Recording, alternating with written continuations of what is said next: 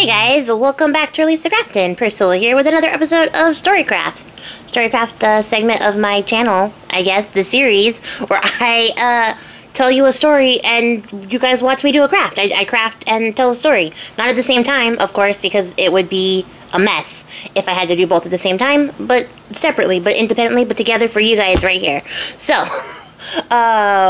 last week I did King Midas, and in that I mentioned the possibility of doing Orpheus and Eurydice's story, had I not already done it previously, and turns out, guys, I hadn't, and there was some interest in hearing the story about Orpheus and Eurydice, so that's what we're doing this time. So you could say this was like a request adjacent. I only say that so that I can say that if there's a story that you would like to hear me tell on this channel, just leave it in the comments below, and I will tell the story. I'll add it to my list. I have a list of stories to tell. I'll add it there, and then I'll tell your story, and it'll be cool. It'll be fun, and it'll be amazing. Plus, I want to tell stories that you guys want to hear, so, like, just drop it in the comments below. All of this is old business, but also, I guess, a little bit of new business. I just dropped a bunch of new kits on my Patreon as freebies for my members, but they're also in my Patreon shop. So if you haven't checked that out and you're interested, you can see what's over there by following the links in the description and see what's up. You can get the kits separately, or you can join my Patreon and get them as well as, like, a bunch of videos and podcasts and, you know, cool little things like that. There's also a chat, and we talk there, and it's cool. It's fun. It's awesome. So anyways, the tale of Orpheus and Eurydice is actually a really interesting tale. It's probably one of the most commonly told Greek myths, so you've probably heard some version of this story before at some point in time. Especially if you were ever exposed to things like The Legend of Hercules and Xena as a kid. Shout out to Xena. We don't talk about Hercules anymore. But, well, we talk about Hercules, but we don't talk about the actor who plays Hercules. But if you ever watch those, there was nods to that, on that, and it came up, and it's come up a lot. It comes up a lot in pop culture, because people love telling this story. It's a little bit of a bittersweet story, so, you know, if you're sensitive to that, grab a tissue. It's okay. I won't tell anybody. So at any rate, guys, because this is one of the most commonly told stories out of Greek mythology, there are lots and lots and lots and lots and lots and lots and lots and lots and lots and lots and lots and lots of versions. And that thumping sound you hear in the background is my little tiny horse of a cat going absolutely bananas because I only pet her for 2 minutes before I started doing this recording. We're gonna ignore it. She'll get over it. I'll pet her afterwards. She'll be fine. So at any rate, there's lots of different versions of this. So I'm gonna tell the version that I'm most familiar with. But you might be familiar with a different version, and I might, if I have time at the end, touch on a little bit of the different variants in between. But most importantly, the biggest variant to me is the beginning and the end. So I'll talk about the end when I get to the end, but right now we're in the beginning. And wow. Sorry, this is going to be horrible for you audiophiles because I'm not editing this. So yeah, she's running amok. So, in the beginning, the biggest variant is who is Orpheus's daddy. Nobody can decide who his daddy was. And there's a lot of different versions. There's a version where his dad was the king of Thrace. His mother, I will tell you guys, is always the same person. And not technically a person, more an abstract concept personified. But she was the muse, Calliope. And, she's consistent among every version of the story, which is amazing to me. Everyone can agree that his mother was Calliope. No one can agree who his father is. So like I said, his father might have been the king of Thrace. His father might have been Apollo. His father might have been Morpheus, which, like, that version seems to be mostly popularized by the Sandman. But I see it out there. It's out there. So, like, I don't know. And also, Neil Gaiman is also, like, a big mythology buff. So I feel like he also pulled from those sort of things. Who else? Helios. Helios was also the Titan god of the sun. Also might be Orpheus's dad. nobody can agree. For the sake of this story, we're going to say that his dad was the king of Thrace, and you'll see why when we get to the end. It just makes a nice little circle. So, Orpheus was born to the muse Calliope and the king of Thrace, and he was, for all intents and purposes, all accounts verifiable, he was a perfect child. And I don't just mean like perfect in like the well-behaved and quiet and not really problematic kind of way. I mean perfect in the beautiful, gorgeous. His cries, even as a baby, his cries, melodic. People were drawn in by the sound of his voice. Just speaking, people were like, wow, that baby is so special. And like that's just something everybody can agree on, that Orpheus as a child was so special. So special, in fact, that he attracted the eye of Apollo. And for once, Apollo was kind of a cool guy. Like, he's a cool guy sometimes, too. There's other stories where Apollo's a cool guy. But there's a lot of stories where Apollo isn't a cool guy. But in this story, Apollo was a cool guy. And he was like, hey, that baby has a lovely singing voice. And I am intrigued. So, not only did Apollo tutor Orpheus in the ways of music, he gifted him his first lyre. And it turns out to be the only lyre that like Orpheus will ever use. He sticks to Apollo's lyre like glue. And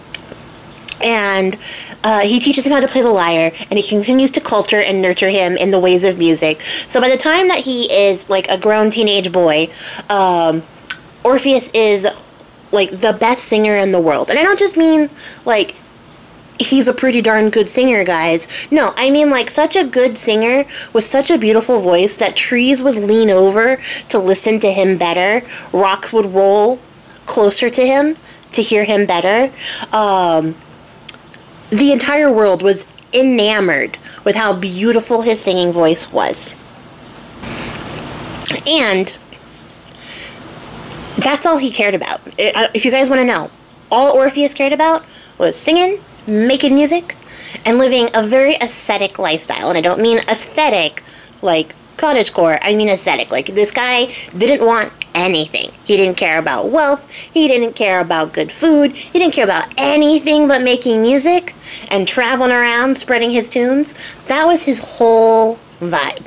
So just imagine like a teenage boy with a guitar who wants to play you this cool song he wrote all the time, but the song is actually good, and he's actually good at singing it.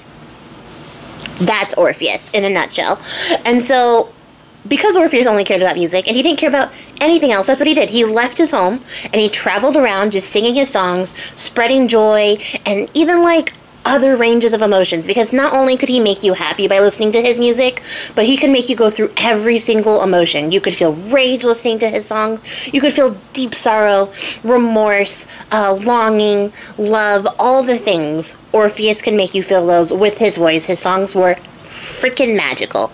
And he went around this way for quite some time, you guys, not caring about anything else. Until one day, he happened to be walking through the mountainside. You know how you do. You just walk through mountains. Across mountains is the actual terminology, not through. Through mountains is what dwarves do. Across the mountains to get to the next city, right? And in the mountains, he comes across a group of nymphs who are like, you know, doing nymph stuff, which is just girly things, like, you know, fixing their hair, dancing around, plotting to overthrow the world of men, you know, just girly things. So he walks across, you know, he stumbles across these nymphs, and he sees one that catches his eye because she is beautiful. And beautiful in the way that only nymphs can be. A little bit otherworldly, a little bit elvish. And she's just this beautiful mountainside nymph. And he goes, I suddenly care about two things. Suddenly. So, having finally hit puberty, Orpheus approaches Eurydice and sings her a song to keep all the nymphs from, like, running away, right? But he sings her a song of her beauty and how he is instantly in love with her. And guess what, guys? Turns out Eurydice, also a bit of a dumb teenager, also in love with Orpheus at first sight, or first song, to be quite frank. So, they're in love, you guys. They're not just, like, regular in love. They're in big love. Like, they are 100% all in for each other in the ways that only end up tragic in teen romance movies. But Spoiler alert.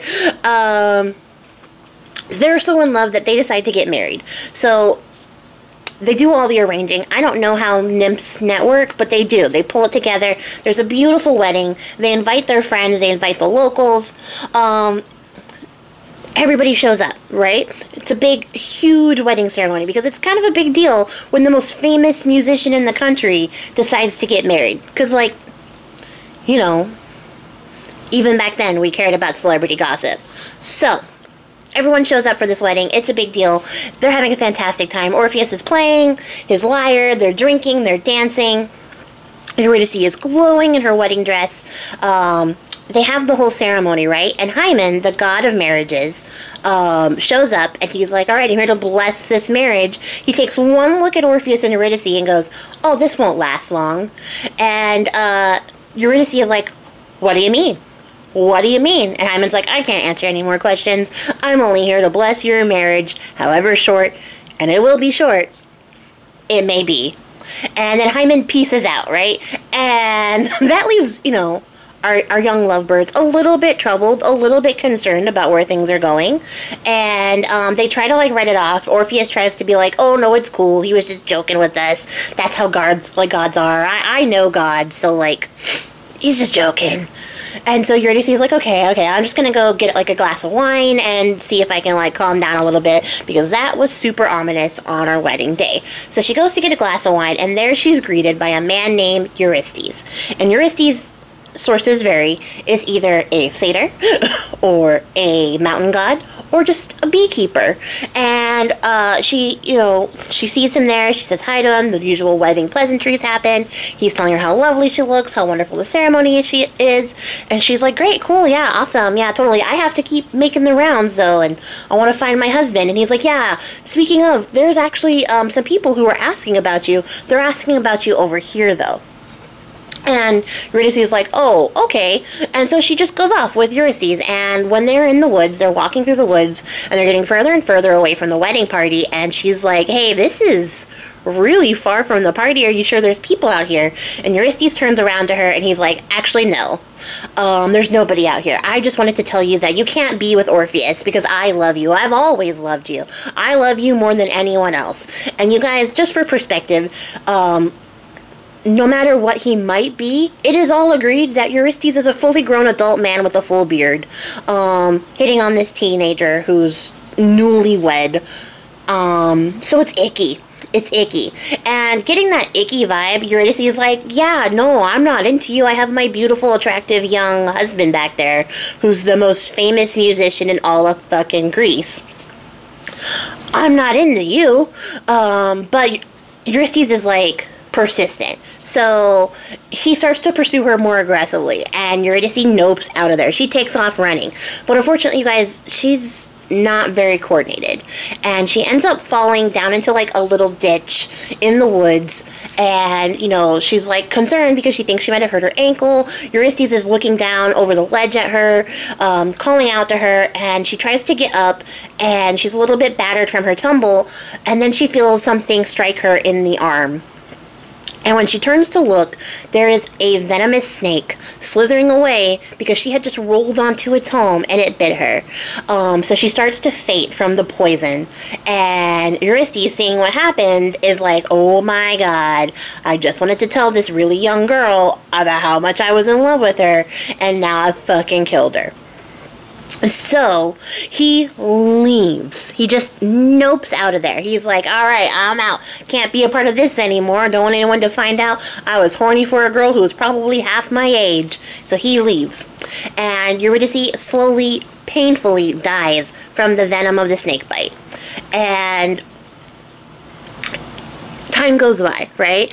And they're still having a wedding. They're still having a big party. And Orpheus is still doing his thing, entertaining the masses, doing the rounds.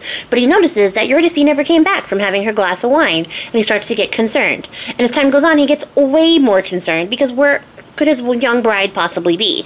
So they set out. He mobilizes the entire wedding party to go find her because, you know, eventually everyone else realizes we can't find Eurydice. She's nowhere here at the party. So everyone sets out to go look for her, and Orpheus happens to come across the ditch that she is in at the bottom of, dead. and he wails. He laments. His heart is utterly, completely broken. Broken. And everyone tries to console him. They try to say it's just a tragic twist of fate. You know, try to look on the bright side of things. At least you guys got to be together. At least you were wed. Like, we'll do the proper funeral rites and we'll mourn her properly. But, like, we have to, like, continue on, right? That's what happens when people die. You have to accept that they're gone, deal with your grief, and move on. Except that Orpheus is like, no, I fucking don't. I'm the most famous musician in all of fucking Greece. So, instead of dealing with his problems, instead of dealing with his grief, instead of properly burying his wife, they do properly bury her though, don't worry. He's like, I'm gonna fuck off out of here. So he leaves. And he starts to sing really sad songs as he walks around Greece and lamenting and wailing for his lost wife, Eurydice. And it's so sad. The songs are so sad that the leaves fall from the trees. Rivers dry up. People just burst into tears as he passes by, and some are, like, inconsolable for hours if they've heard this song. And it gets to the point that the gods are like, oh, that's no good. You can't do that. Like, that's a lot, my guy. So they send Hermes, and Hermes is like, hey, buddy, I know you're going through it. Have you had a shower and a meal? Because I feel like those might make you feel a little bit better. And Orpheus is like, nothing will make me feel better except for having my beloved Eurydice in my arms again. And Hermes is like, well, I mean, there's not really much you can do unless you want to, like, go down to the underworld and bring her back. But that's a crazy idea. And Orpheus is like, stop, time out, say that again. I can go to the underworld and bring her back. And Hermes is like, oh no, I didn't say that. I would never say that, because Hades does not release anything from his domain easily. Let's say easily. Or at all. So, yeah, no, I didn't suggest that. Don't tell Hades I said that. Because I don't want to be in his bad graces. And Orpheus is like, stop fucking talking to me. I'm going to the underworld. So, Orpheus takes off to the underworld. And he goes straight there, because there's lots of different points to the underworld. I don't know if you guys know this, but there are gateways all over the world to the underworld. So he finds one right away, and he just waltzes right on in. He brings nothing. I don't even think he took that shower before he went, which is rude to the people under, like, in the underworld. BO is bad for everybody. But he just goes right into the underworld, gets right on Charon's boat. Charon's like, you gotta pay the toll, and he just plays his lyre, and he sings him a beautiful song, and Charon's like, I've never even heard music down here. I don't know what that is. I'm so mystified. I'm gonna wheel you across, or row you across. It's a boat. I'm gonna row you across the river Styx. So he does. Charon takes him across the river Styx, and then he encounters Cerberus, the three-headed dog guard dog of the underworld. And he, again, strums a couple notes on his lyre, sings a beautiful melody that puts Cerberus right to sleep. Cerberus doesn't even care that he's, like, walking by. So Orpheus gets to pass right by the guard dog for the underworld. And then, as he's walking through the underworld, he encounters a lot of sad, lost souls who are a little bit brighter and a little bit happier when he passes by playing his music. But then he encounters this really dark pit of wailing women who are shrieking in rage. Turns out it's the Furies. And they see him there, and they're like, we fucking hate you for some fucking reason, because we're the Furies, god damn it. So we're gonna rip you apart. And Orpheus is like, bet. And he continues to, like, strum this sick guitar solo on his lyre. And the Furies are like, oh yeah, no, that's actually really nice. And I don't even know why we were mad. Do you guys know why we were mad? Sisters, do you know why I was mad? And they're like, no, I have no idea. Why were we mad? And so he continues to pass right by the Furies like nothing happened. He does this all the way up to the gates of the castle of Hades and his queen, Persephone. And they welcome him in. They're like, come on in, guest. We don't get the living down here very often. And Persephone and Hades are sat upon their thrones, and they're looking down at Orpheus, and they're like, what's up, bro? Like, what brings you to the underworld? This is so interesting. And Orpheus tells them the entire story of his life, essentially. All about his love for Eurydice. He tells them how he just cannot go another day without her, so he's come to the underworld to beg that they will return him like, return his wife to him. And Hades is like, haha, no. And Persephone is like, well, my husband is the king, so, like, that's the final answer, I guess. And Orpheus is like, wait, before you tell me no, let me just play you a song. I know you guys don't get a lot of minstrels down here, like, let me play you a song. So Persephone's like, yeah, awesome, I would love to hear music, actually. Because you're right, no one comes down here to play music, and that's really, really inconsiderate to me. And so Hades is like, I'll allow it. So, Orpheus plays a song. And he doesn't just play any song. He plays his best song. Like, he was holding on to this one for a long time. And it is the song that, like, encapsulates how much he loves Eurydice and just how much she means to him. And by the end of the song, Persephone is moved to tears. And Hades looks a little bit, like, moved, but he's not, he's not giving it up. He's stony-faced, but maybe eyes a little bit softer, And Persephone turns to her husband, and she's like, you have to give him a chance. You have to. And Hades, being a wife guy, is like, yeah, okay, babe, whatever you say. So, he goes, all right, I will return Eurydice to you, to the land of the living, as a fully reincarnated human, in her body, everything alive, mortal, again, like, well, nymph, not human, but you know what I mean. I'll do that. Whole package. Whole shebang. There's only one thing. And Orpheus is like, anything. Anything. You want another song? And Hades is like, don't play another fucking note, or my wife is going to ask me for something else crazy.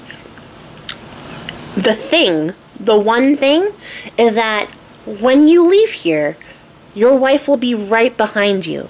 But she will not be able to speak to you. You won't be able to hear her. She will be able to hear you, though.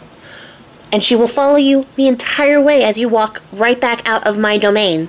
But the thing you have to do is not turn around, not one bit, until she and yourself are out of the underworld. And Orpheus is like, bet, I can do that. I am great at walking.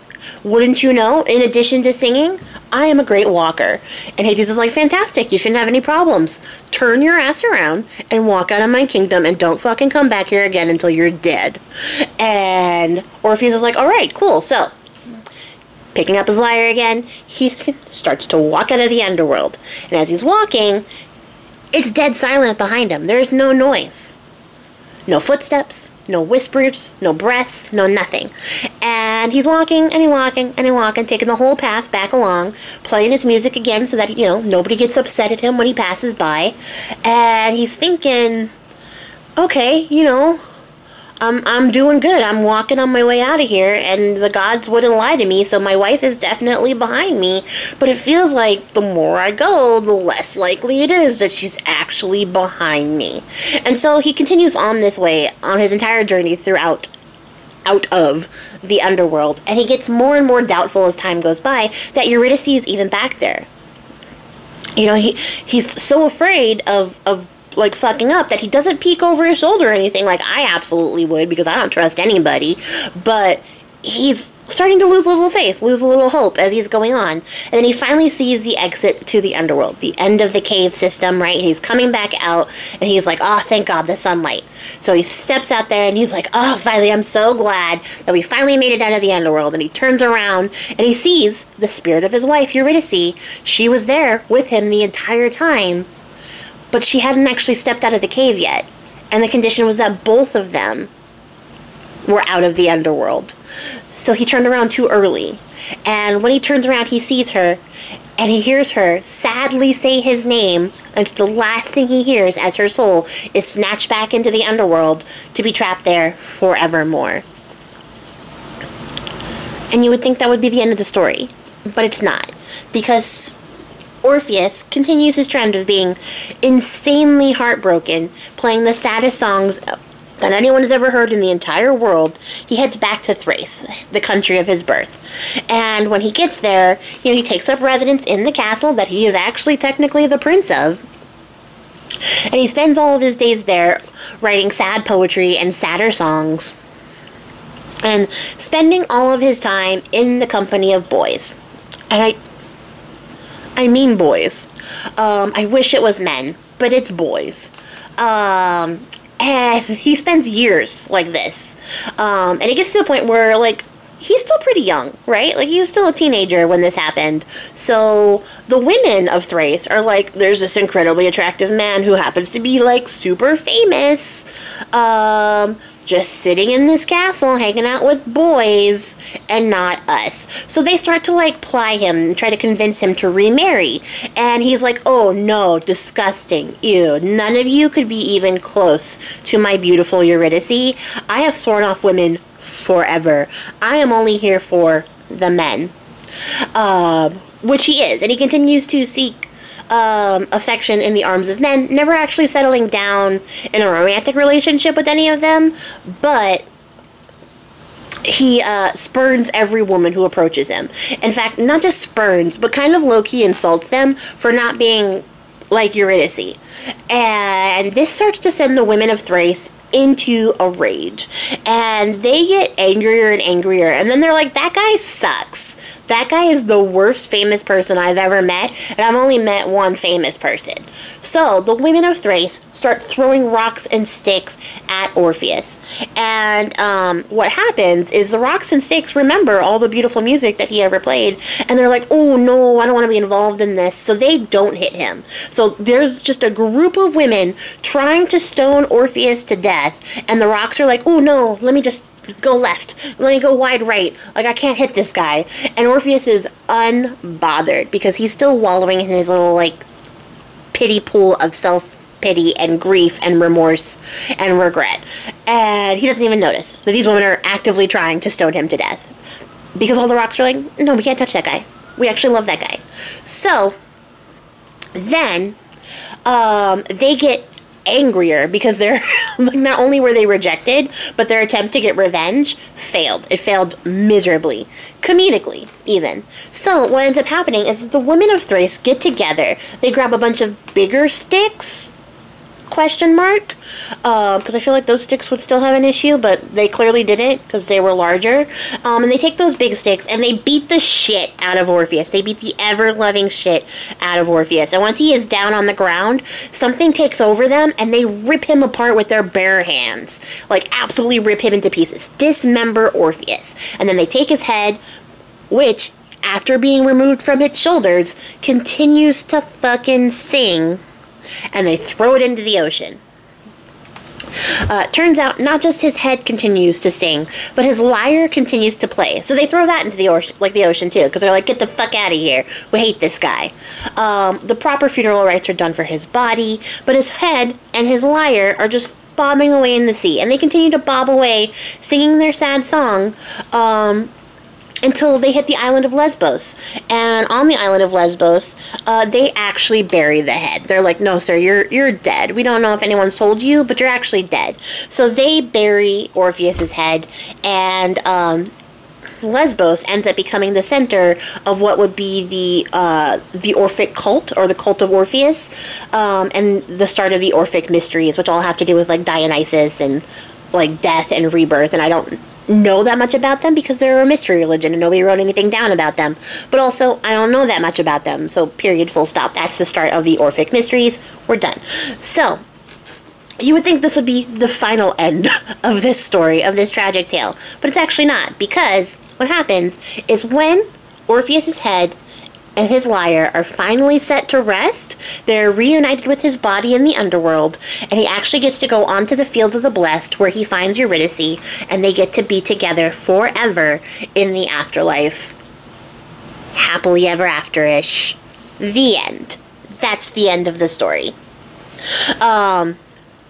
In some versions of the story, the lyre can't be silenced, and it's actually taken by the other muses who come to, like, witness the burial of Orpheus on Lesbos, and they take the lyre and they put it into the sky, and it becomes the constellation Lyra, which is supposed to be shaped like a lyre.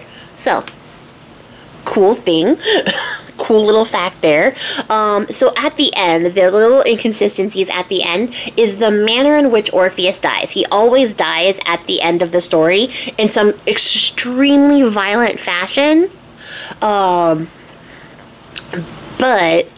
people disagree on how he dies. So there is a version of the story where he returns to Thrace and continues to sing his songs, but most of his songs are in praise of Apollo. And turns out Dionysus is sort of like the big god on campus in Thrace. So what ends up happening is that a bunch of women drink the wine from Dionysus, are driven into the rage, they become maenads, and they rip him apart for singing about Apollo when he should have been singing about fucking Dionysus. There's another version where upon returning from the underworld, so he doesn't even make it to Thrace, Zeus is like, oh, well, that guy came back without his wife, so now he's just going to tell everybody about all the, like, mystical shit that he saw down there in the underworld and give away all of our godly secrets. So he strikes him down with a lightning bolt because Zeus, cool guy Zeus, just being super chill and, you know, thinking that someone would give a fuck enough to tell all the secrets of the gods. Because I don't think Orpheus cared. I don't think he cared. He only cared about Eurydice, and that was it. I do like, though, that at the end of it, he does get to finally be with Eurydice. I feel like Hymen, the god of marriage, was kind of a jerk for being like, oh, your marriage isn't going to last long at all, because eventually they get together in the afterlife, and maybe you could have just been a little bit more obtuse about how that played out. Maybe you could have just been a little bit more obtuse. You didn't have to be a dick at the wedding about it. But yeah, that is the tale of Orpheus and Eurydice, guys. I hope that you enjoyed this one. I ended up talking for way longer than I thought, and now my tummy is grumbling, so I'm going to go eat. Let me know what you think, if you've heard this story before, what version you've heard, if it's different from mine. And yeah, I'm going to jump out of here. And like I said, if there's any requests that you would like for this particular segment, leave them in the comments. I will definitely do them. I'm working on it. And I would definitely say, if you have a story that you've been wanting me to tell but you haven't told me it yet, do it now, because once I hit episode 100, I don't think I'm going to continue this series in this form anymore. So that'll be the end of the requestings. And we're at like 60-ish episodes, 70-ish episodes. So yeah, you know, we're getting there. I don't know where we are, to be honest, but I will figure it out. But I feel like we're in the 60s, 70s. So yeah, just, you know, something to be aware of. I expect to be done with this by the end of the year. So if you would like to hear your story, tell me now, so it ends up in the thing. But yeah, I'm gonna get out of here. I appreciate your faces if you made it to the end of the video, and I will catch you guys all in the next one. Until then, happy crafting. Bye!